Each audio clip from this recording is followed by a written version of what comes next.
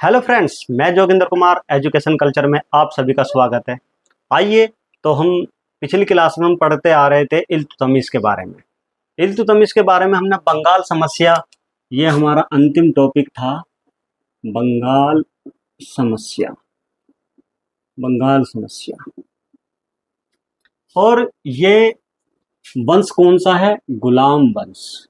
कौन सा वंश है? गुलाम वंश, या आप कहोगे मामलूक वंश। मामलूक वंश। और मामलूक वंश जो है या गुलाम वंश जो है 1206 से लेकर 1290 तक ये चलेगा। और इसमें हम पढ़ रहे हैं इल्तुतमिश।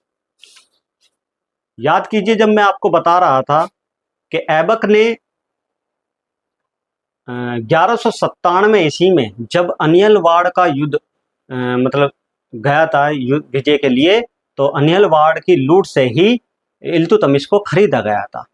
ठीक, इल्तुतमिश को क्या करा था? खरीदा गया था। तो ये अनियलवाड़ की लूट से ही, अनियलवाड़ा या वाड़ की लूट से ही ठीक इल्तुतमिश को खरीदा था। तो गुलामों का गुलाम हम कह रहे हैं इल्तुतमिश को, गुलामों का गुलाम। ठीक, तो बंगाल समस्या थी इल्तुतमिश की। तो नासरुद्दीन महमूद, आप कहोगे ऐबक का नासरुद्दीन महमूद इल्तुतमिश का जो पुत्र था, वो बंगाल जीत लेता है ना। नासरुद्दीन, क्या नाम है? नासरुद्दीन, नासरुद्दीन महमूद। नासरुद्दीन महमूद जो है अवध का इक्तेदार है, अवध का इक्तेदार या सूबेदार हम कह देंगे। इसने आप कहोगे बंगाल जीत लिया था और आगे चलकर बंगाल को अपने साम्राज्य में मिला लिया था इल्तुतमिश ने 1226 ईस्वी में। 1226 ईस्वी में ठीक, आप कहोगे ये बंगाल दिल्ली सल्तनत में मिला लिया था। यहाँ तक हमने वीडियो ये पढ़ ली थी। तो अब हम इल्तुतमिश की जो राजपूत समस्या है वो हम पढ़ने जा रहे हैं। यहाँ से हमारी क्लास चलती है राजपूत समस्या। राजपूत समस्या। तो राजपूत समस्या में जैसे ही ऐबक गद्दी से उतरता है, यानी कि ऐबक की मृत्यु हो जाती है, तो ऐसे में आप कहोगे जो क्षेत्रीय शासक होते हैं वो उसका फायदा उठाकर अपने राज्य को स्वतंत्र कर लेते हैं। जैसे राजपूत की समस्या, राजपूत समस्या थी आप कहोगे इल्तुतमिश के लिए। उन्होंने क्या काम करा? जैसे गौरी ने जो क्षेत्र जीत लेते राजपूतों के, वो पुनः स्वतंत्र होने शुरू हो गए ऐबक की मृत्यु के बाद। तो जैसे कि मैं अगर बात करूं, राजपूतों के समय, ऐबक के समय से ही तुर्कों की सत्ता का अंत करने के लिए प्रयासरत थे राजपूत जो है, यानी कि तुर्कों की सत्ता का अंत करने के लिए प्रयासरत थे राजपूत। जैसे मैं बात करूं, ये चंदेल शासक थे। चंदेल शासकों ने ठीक अपने क्षेत्र जैसे कालिंजर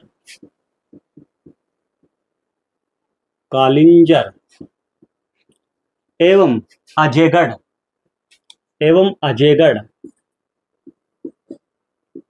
ठीक ये स्वतंत्र हो गए। चंदेल शासकों ने कालिंजर एवं अजयगढ़ को अपने उसमें मिला लिया या इन पर अधिकार कर लिया पुनः। फिर एक बात, अगला प्रतिहार शासक। प्रतिहार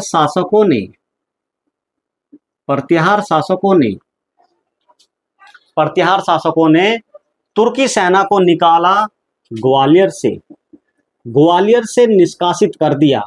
कहां से निष्कासित कर दिया? ग्वालियर से निष्कासित कर दिया। और आपको के दो क्षेत्र ऐसे हैं जैसे नरवर एवं झांसी को अपने साम्राज्य में मिला लिया, यानी कि इन पर अधिकार कर लिया प्रतिहार शासकों ने। आगे बढ़ते हैं भट्टी राजपूतों के बारे में। भट्टी राजपूतों, भट्टी राजपूतों ने, आप कहोगे जो कुछ क्षेत्र थे उन पर अधिकार कर लिया, जैसे अलवर, जैसे कि अलवर, अलवर और अजमेर, अजमेर, बयाना, बयाना और थंबोर, थंबोर है ना, रणथंबोर नहीं थंबोर, आदि पर अधिकार कर लिया था, आदि पर अधिकार कर लिया था। यानी कि इन्होंने ये ठान ली थी कि राजपूतों को यहाँ से वो आप कहोगे तुर्कों को यहाँ से निष्कासित करना है, यानी कि निकालना है, या अपने जो राज्य हैं उनको स्वतंत्र कराना और उन पर अधिकार पाना है। तो मैंने बताया चंदेल शासकों ने क्या काम करा, कालिंजर और अजयगढ़ पर अधिकार कर लिया।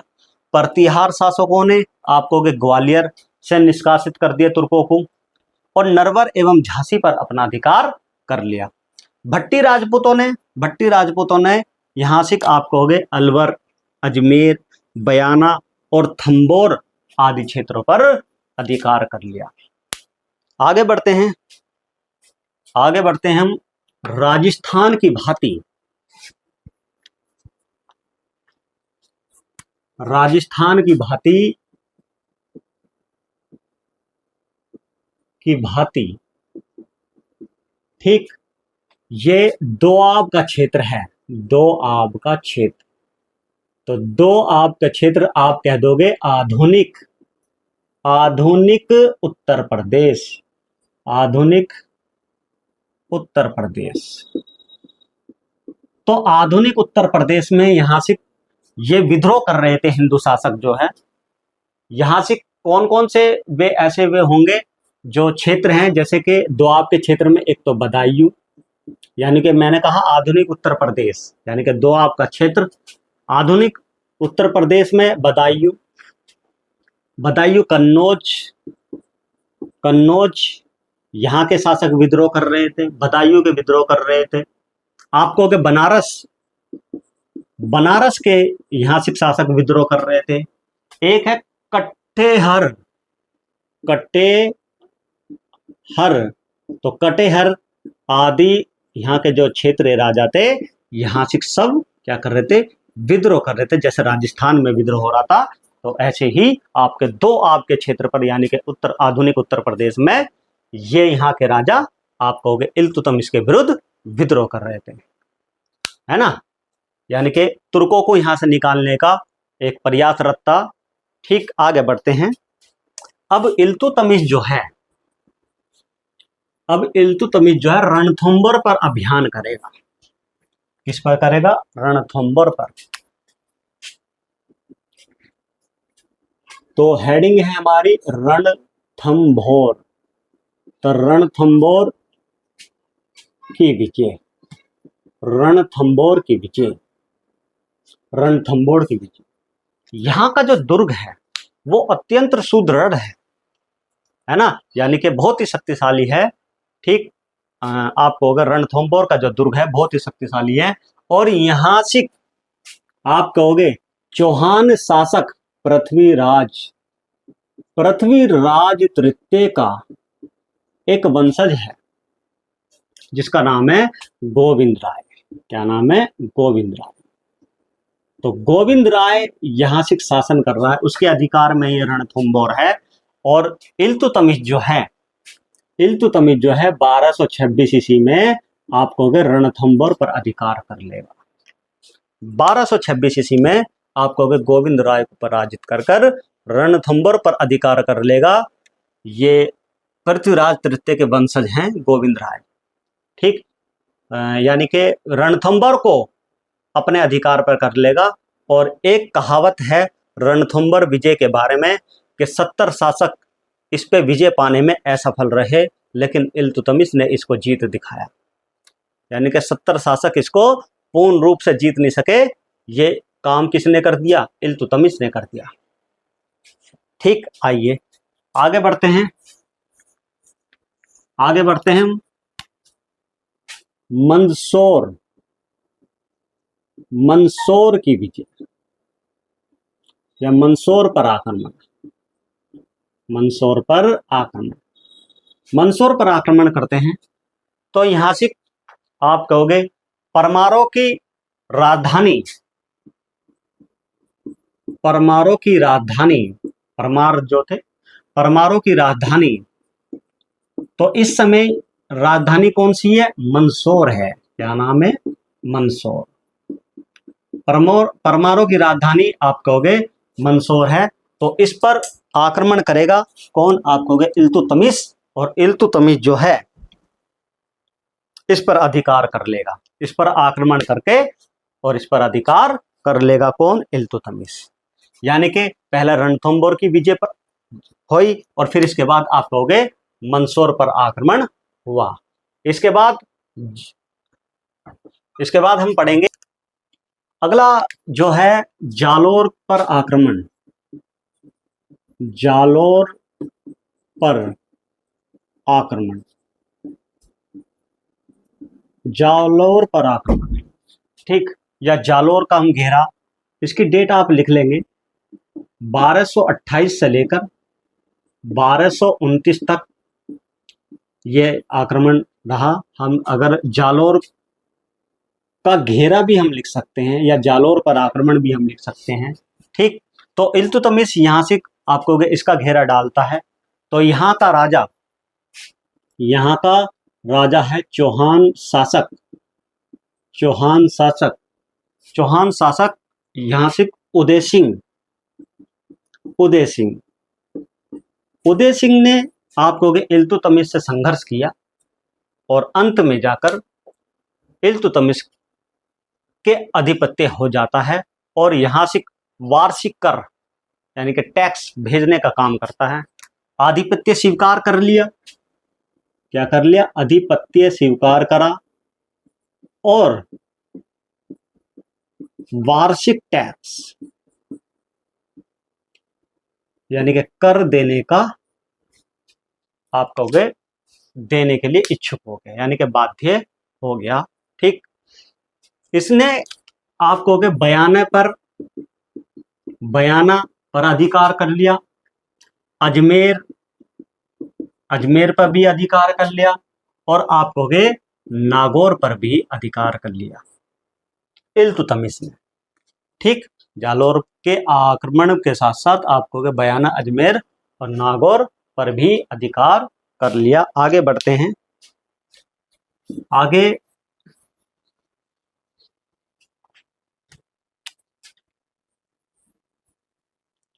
आगे जो है ग्वालियर एवं कालिंजर, कालिंजर पर आक्रमण, कालिंजर पर आक्रमण, यहां से आक्रमण होगा 1931 में, 1931 में, ठीक। तो ग्वालियर और कालिंजर पर आक्रमण करने यानी कि अभियान करने जा रहा है, ठीक। तो यहां का शासक आप कहोगे प्रतिहार शासक है, प्रतिहार शासक मंगलदेव, क्या नाम है? मंगलदेव। यहां का शासक आप कहोगे मंगलदेव या आप कहोगे Malay Verma, Malay Verma, Malay Verma, ठीक। यहां का शासक ये है। तो 11 माह तक इल्तुतमिश से संघर्ष करता रहा, लेकिन अंत में जाकर हार जाता है मंगलदेव या मलय वर्मा, ठीक। यानी कि ग्वालियर और कालिंजर पर भी अपना अधिकार कर लेता है। और जब ग्वालियर अभियान के लिए जब जाता है तो दिल्ली सल्तनत की या दिल्ली की राजधानी पर यहाँ से कौन देख रेख कर रही है? आपको रजिया सुल्तान। अगला टॉपिक जो होगा हमारा रजिया सुल्तान होगा, लेकिन मैंने उसे बता दिया है पहली। तो ग्वालियर अभियान के समय में ठीक ये महसूस करा कि रजिया जो है आप कहोगे शासिका के रूप में सामने आ सकती है, ये महसूस हो गया, इसको आप कहोगे इल्तुतमिश को। आगे बढ़ते हैं। मालवा पर अपना अधिकार जमाएगा। मालवा लूट, मालवा की लूट करेगा कौन? इल्तुतमिश। मालवा की लूट करता है और इसके बाद उज्जैन, उज्जैन के महाकाल, उज्जैन के महाकाल मंदिर को लूटता है। उज्जैन के महाकाल मंदिर को लूटता है। ठीक, और यहां से विक्रमशिला की,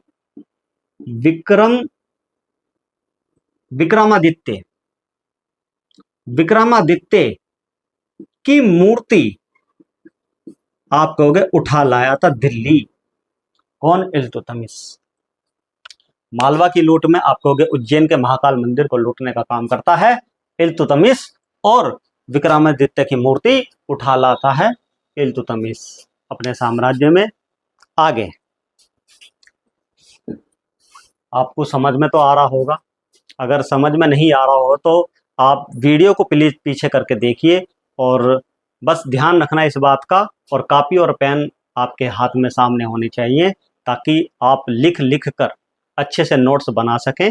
और किताबों का भी सहारा लीजिए, किताबों को भी आप देखिए क्या मेरी कोई डेट तो गलत नहीं है या कोई टॉपिक ऐसा छूट तो नहीं गया, तो आप उसको तुरंत उसको नोट्स बनाते चलिए ताकि आप बहुत अच्छे से कर सकें।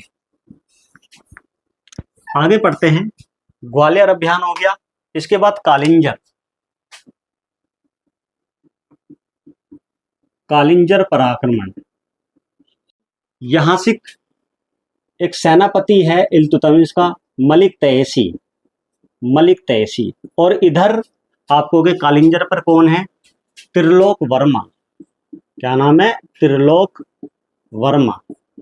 त्रिलोक वर्मा, त्रिलोक वर्मा जो है बिन लड़े ही युद्ध हार जाता है, यानी कि इल्तुतमिश के आधिपत्य हो जाता है।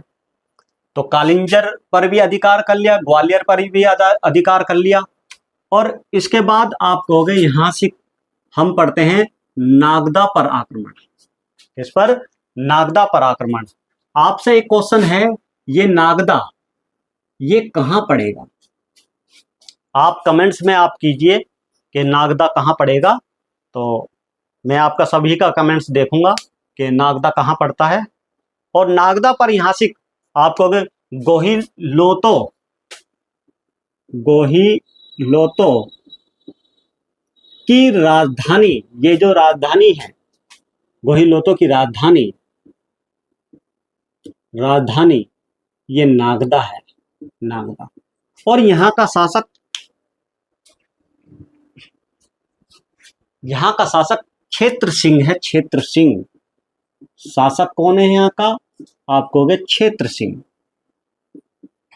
क्षेत्र सिंह।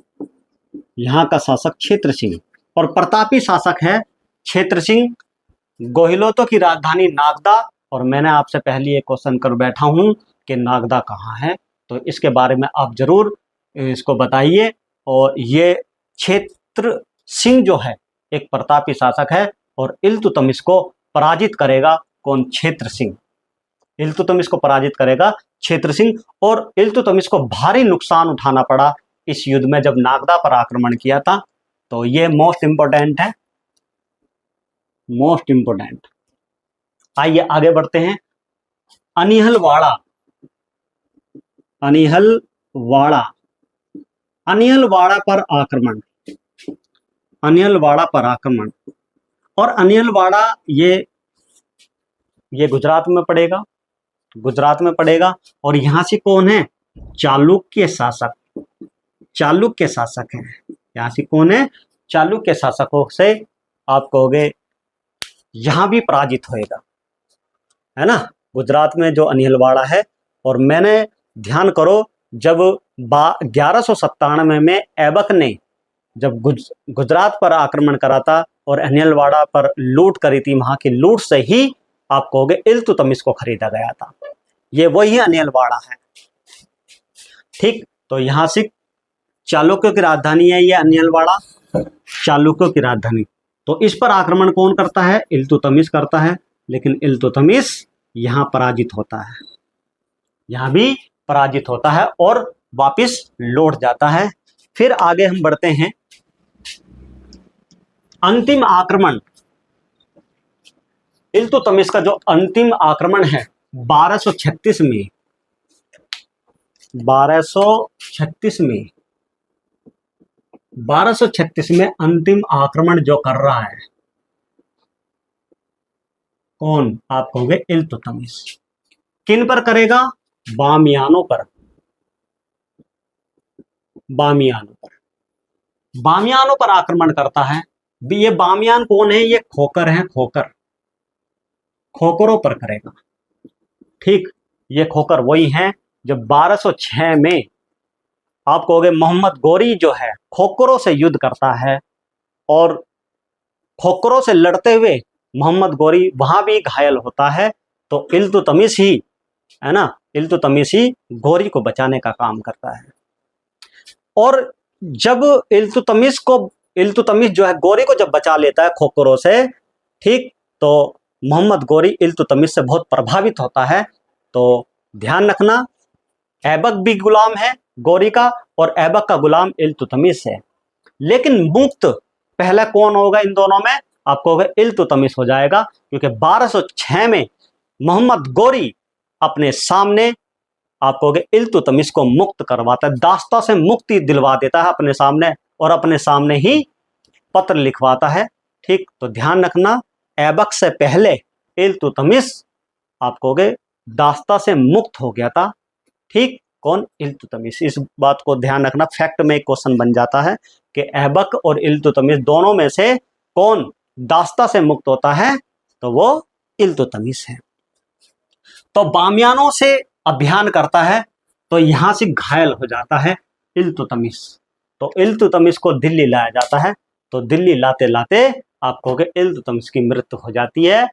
तो यहां से ये जो कुछ अभियान थे मैंने आपको पढ़ा दिए हैं, ये बहुत ही महत्वपूर्ण पेपर की दृष्टि से, और इनको एक बार रिवीजन कर लेना और कॉपी में जरूर आप उतार लेना। तो ध्यान रखना, तो 1236 ईस्वी में ही ऐबक इल्तुतमिश की मृत्यु हो जाती है ना। कुछ टॉपिक रह गए हैं इल्तुतमिश के द्वारा, जो कुछ प्रशासनिक सुधार होंगे, कुछ सांस्कृतिक काम होंगे, वो मैं कल की क्लास में लूँगा। क्लास तीसरी होगी, क्लास 1 हमने पिछली वाली में कर लिया, आज क्लास 2 है इल्तुतमिश की, और कल तीसरी क्लास होगी, तो वो हम कल पूरा कर लेंगे। और मेरा ये नंबर है, मैं बार बार आपको नंबर लिखता हूँ ये, तो आप इसको प्लीज़ नोट कर लीजिए, 9410604769 ये हमारा संस्था का नंबर है। जो भी कुछ भी समस्या हो आप प्लीज़ इस पर कॉल कीजिए। तो ठीक, जय हिंद, जय भारत, मिलते हैं अगली वीडियो में।